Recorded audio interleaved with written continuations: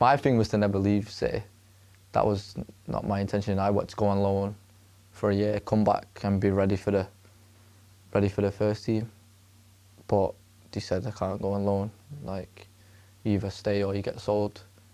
So then Chelsea rang me. Trying to shake off Mikalenko, played it into Palmer. Oh, a lovely nutmeg on Branthwaite from Palmer. Little flick as well for Jackson. Palmer's got it back. Oh my goodness. 3-3. Jackson, brilliant. Palmer, the lob's on, and it's in. Of course it is. Oh, he's a genius. The boy is a genius from a simply extraordinary footballer. Cole Palmer. There is nothing he cannot do. Every time he steps onto the pitch, someone's about to suffer. He went from being pushed out of Manchester City to silencing every single club in the Premier League. Cole Palmer has left a trail of victims behind him, one that keeps getting longer. He shut down Pep Guardiola with every goal, every assist. He humiliated PSG with a masterclass in the Club World Cup final. He practically ended Dembele's Ballon d'Or hopes in one night.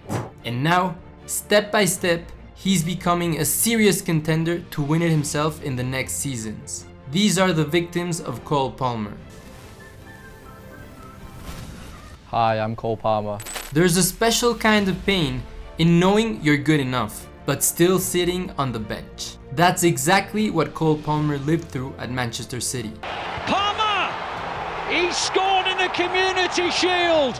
He came up through their system, trained like a beast, showed flashes of magic. But when it came to real chances, Pep Guardiola barely gave him the time of the day. During the entire 2022-2023 season, Palmer only played 358 minutes in the Premier League. That's not even 4 full matches. Most of his appearances were tiny cameos, 10 minutes here, 5 there, and sometimes just 1 single minute before the final whistle. It wasn't just disrespectful, it was frustrating for a player who had the tools, the confidence, and the mindset to do so much more. And this isn't just hype. Palmer showed what he could do when he given a real chance. With England's under-21s, he looked like a completely different player, focused, sharp, and dangerous. Palmer. Nicely so. Gallagher waits. Palmer goes alone, which was a great decision, and it's a great goal. He scored 2 goals, gave 2 assists, and was one of the key reasons they lifted the trophy. That tournament made one thing clear. Cole Palmer was ready. He didn't need more training. He needed minutes. Real minutes. Consistent starts. But he wasn't going to get that in Manchester. Not with Pep's rotation. Not with Foden, Grealish, Bernardo, and Doku ahead of him. So Palmer made the boldest move of his career. He walked away from the biggest club in England to become the face of a broken Chelsea. I said I want to go to Chelsea, and I'm really happy to be here, and I'm very glad I made the decision to come here. The moment Cole Palmer touched down at Chelsea, everything shifted. In just his first season wearing blue, he dropped numbers that didn't even feel real. 27 goals and 15 assists across all competitions. 27 goals from a guy who was barely allowed to warm up at City the season before. Pep Guardiola was clearly regretting letting him go to Chelsea. Yeah, just on Cole, Pep. Do you feel it's a shame that he's no longer here when he's obviously doing quite well at Chelsea? No, congratulations for Chelsea, for him. Yeah, he needed 7 Premier League games to finally score his first goal. But once that dam broke, it was flawed season. I was relieved because I played so many games. Well, I didn't even play so many games, but I had appearances like 10 minutes, 5 minutes and all that. And then I think I scored in every other competition, but the Prem was last, so I was just relieved. Palmer went from promising youngster to this guy is cooking everyone. And poetic justice, it came fast. Because one of his first big moments in blue was scoring against Manchester City at Stamford Bridge. The game ended 4-4, and it was Palmer who buried the penalty that tied it in the dying minutes, against the team that benched him, cold. And scores a penalty against the club that brought him up, against the club that taught him everything he knows. And of course, Guardiola just couldn't admit his mistake. That look on Guardiola's face every time Palmer shines, yeah, he knows. Obviously, a lot of your thinking about this match will, I assume, centre around Cole Palmer. When you look back, when you've seen what he has done, well, first of all, are you surprised how well he's done? And has it made you at all think you made a mistake letting him go? No, that is an exceptional player. We knew he was here. And we know how he's proving because to have a lot of minutes. I said many times I didn't give the minutes and maybe he deserved it. He wanted the minutes and now he has a Chelsea. So, and I understand completely. So I'm happy for him because a lovely guy, a shy guy, have an incredible potential. Otherwise he cannot be here. So it's what it is. So he's playing good. He's an incredible threat. He's playing fantastically. So what can I say? The decision had been made for many reasons. He was asking 2 seasons to leave. But let's be clear, this wasn't just about revenge. His form was ridiculous. He averaged a goal every 120 minutes, had a 0.6 goal per match ratio, and was converting 20% of his shots. That's elite striker efficiency, from a right winger and attacking midfielder. And the goals weren't tap-ins either. Left foot, right foot, outside the box, tight angles. He was scoring bangers. But what really set him apart was how he saw the game. Palmer wasn't just putting up numbers. He was dictating play. His positioning, his awareness, his ability to thread passes through 5 defenders. It was like watching a seasoned playmaker in a 22-year-old's body. Football needs him. It needs players like him. In a day and age where the game has got a little bit robotic, where players will keep it simple, you don't see too many players, too many mavericks, if you like, that we saw throughout many years. It needs someone like Cole Palmer that just does things differently. By mid-season, it was no longer a surprise when Palmer dominated a match. It became the expectation, and with each game, he made one thing louder and clearer. He's not just good, he's one of the best players in the entire Premier League. Yeah, let's be honest, Guardiola was the first victim of Cole Palmer's rise. Pep had this gem right in his hands, a kid straight from City's own academy, and just didn't trust him. And now, Palmer's out here serving payback by the bucket. 2 clubs that got cooked the hardest in the 2023-2024 season. One of them, no doubt about it, was Manchester United. That's where Cole Palmer dropped his first ever Premier League hat-trick. Now, sure, 2 of those goals were from the penalty spot, but don't let that fool you. Palmer was a stone-cold killer from the spot. 9 penalties taken that season, 9 goals scored, 100% conversion. And yes, 2 of those came against the Red Devils. Easy as you like. 3-3. The match was chaos, tied 3-3 in the dying seconds. But then came the dagger. Cole Palmer scores the winner, 4-3. Stamford Bridge erupts. Palmer driving it in! And just when you thought Cole Palmer couldn't possibly top himself, he drops a poker. 4 goals against Everton. And he did it just 2 games after embarrassing Manchester United. Like, are you serious? This wasn't just 4 lucky taps. Nah, this was an all-time performance. It's actually in 30 minutes. It's incredible. 29 though. 29? Yeah, but I didn't even know it was a perfect hat trick till after the game. But I'll take it. A hat-trick in 29 minutes, playing in a more central role under Pochettino. And man, moving Palmer to attack in midfield was like unlocking cheat codes. Let's talk about the first goal. Nutmegs a poor Everton midfielder, then somehow keeps the ball while being closed down by 2 players. But here's the magic. Instead of forcing his shot or panicking, he backheels it perfectly to Jackson. And when the ball comes back to him, he opens his body, shapes the shot, and just caresses it to the far post. No power, just pure finesse. The keeper had 0 chance. Second goal, classic poacher. The keeper steals it and Palmer's right there to clean up. But that third goal, that's the stuff of legends. Oh, Pickford's giving it straight to Palmer, and Palmer's chipped it over. He presses, wins the ball back, looks up from way outside the box, and boom, curls it with his right foot from 3/4 of the field, and it flies into the top of the net. No spin wasted, like a guided missile. Then, for good measure, he steps up to the penalty spot and bangs in number 4. Cold, clinical, unstoppable. One more on Cole to score back-to-back hat-tricks, the first Chelsea player to do so since Didier Drogba in 2010, kind of puts into context how big an achievement this is, doesn't it? No, massive achievement, and I think the last 2 games here on Stamford Bridge, second goal, I think is fantastic achievement. Now here's where things get crazy. Even though Cole Palmer mostly played as a right winger during the 2023-24 Premier League season, he still ended up matching Erling Haaland in total goal contributions. Haaland, the robot, the Viking, the guy every defender has nightmares about, finished with 27 goals and 6 assists. That's 33 goal contributions. And Palmer, he dropped 22 goals and 11 assists. That's also 33. Except Palmer didn't spend his time poaching goals in the 6-yard box. He was creating, dribbling, assisting, and finishing.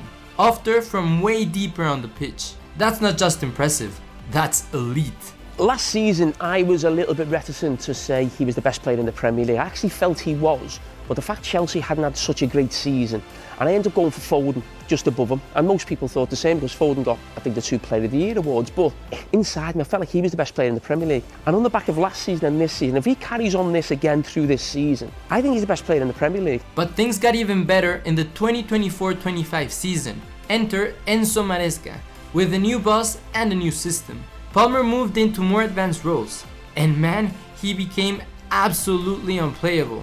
If you want proof, just watch the game where he scored 4 goals against Brighton.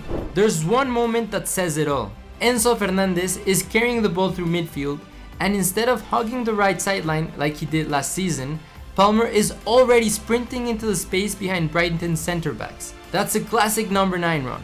He's reading the game like a striker.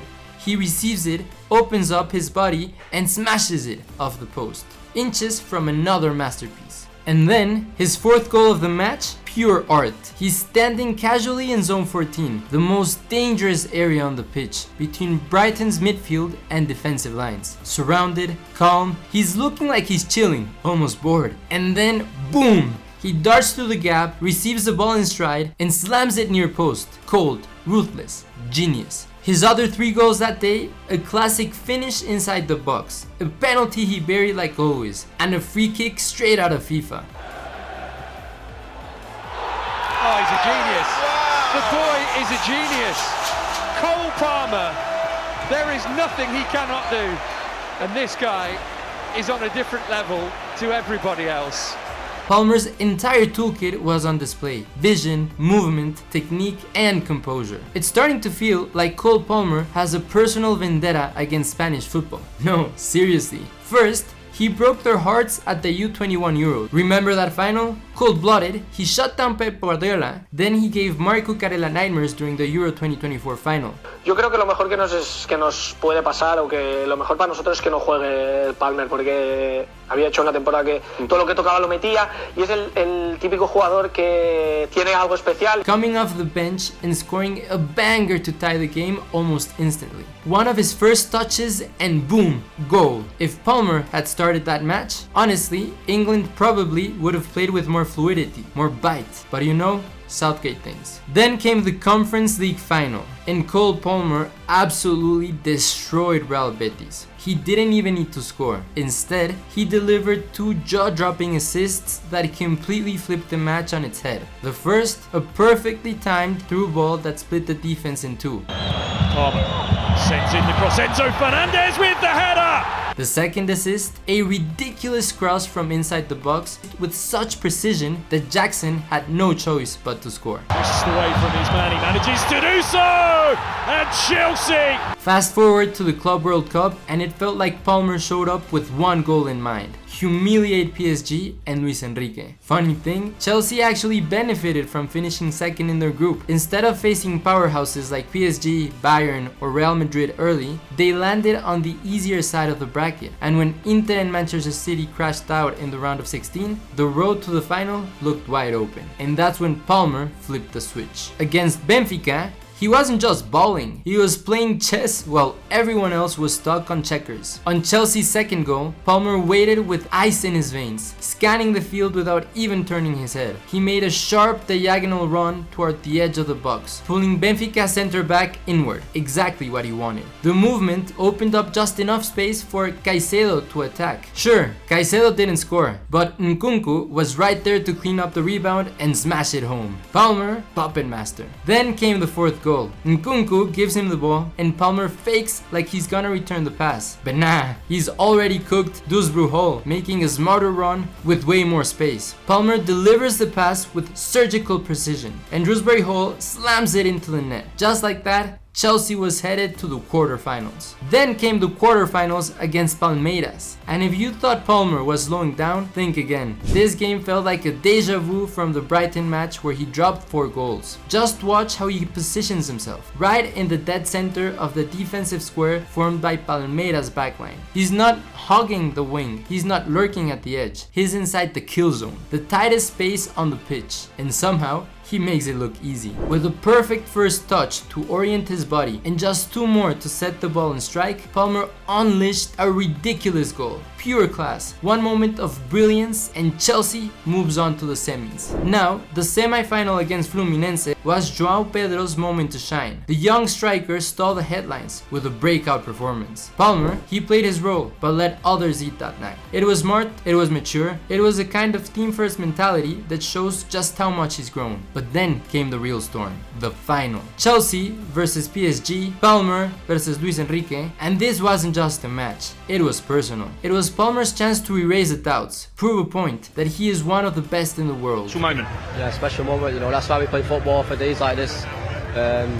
Everyone doubted us, but... The final wasn't just a trophy match, it was a statement. And Cole Palmer made sure 2 people paid the price, Luis Enrique and Ousmane Dembélé. Even Luis Enrique completely lost his cool at the end of the match, getting involved in a small brawl between the players. And then Dembélé, who just months earlier was being hyped as a Ballon d'Or contender, only to be completely outshined by the Chelsea number 10. Palmer wasn't just good, he was everywhere. He had a direct hand in all 3 goals for Chelsea, 2 goals and 1 assist. But the numbers tell an even bigger story. He made 29 passes, 4 of them progressive, had 20 carries with 4 progressing the play, added 7 defensive actions, and was involved in 6 attacking sequences, more than any other player on the pitch. If you look at his heat map and passing network, it's wild. He covered nearly a third of the field alone, organizing play, running passes, and creating chaos for PSG. His first goal was cold-blooded, and the second, pure IQ. As João Pedro makes a smart overlap, Palmer freezes Vitinha, waits that split second longer, and then sits Beraldo down before tucking the ball into the bottom corner like he's playing in slow motion. No need for power, just precision, ice in his veins. And the third goal, a masterpiece. Palmer collects the ball deep in Chelsea's half, drives forward, reads the movement of João Pedro like he's done it 1,000 times, and delivers a perfectly weighted through ball that cuts PSG in 2. That pass alone could have been the highlight of any final. But for Palmer, it was just part of the show.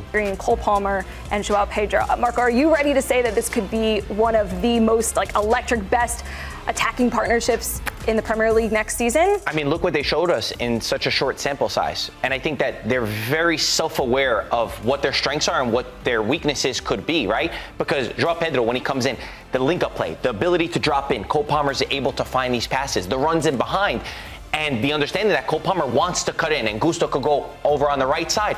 That usually takes time. That chemistry takes time to build. But when you've got smart players, when you've got players that are able to connect, they could put something together to beat what was the best team in the world in PSG and unlock them in a way that we saw very few teams in Europe do. So even though Cole Palmer's numbers dropped a bit this season with 18 goals and 14 assists across all competition, let's be real. 32 goal contributions while not at your peak? That's insane. He still delivered when it mattered most, and his performance in the Club World Cup earned him the Golden Ball of the tournament. That award wasn't just a trophy, it was a statement. He proved 3 massive things this year. First, he's officially better than Vinicius and Mbappe, at least right now. Neither of them could combine elite individual play with team-first decision-making to lead their squads to silverware. Second, He ruined Dembele's Ballon d'Or dream. Yeah, Dembele was brilliant in the Champions League, but Palmer stole the spotlight at just the right moment. If we're being honest, no one made a bigger impact across all competitions than Lamine Yamal. And third, Palmer is on a path to the Ballon d'Or. The Conference League and Club World Cup aren't enough to win it yet, but they got him noticed. He's easily a top 10 contender this year,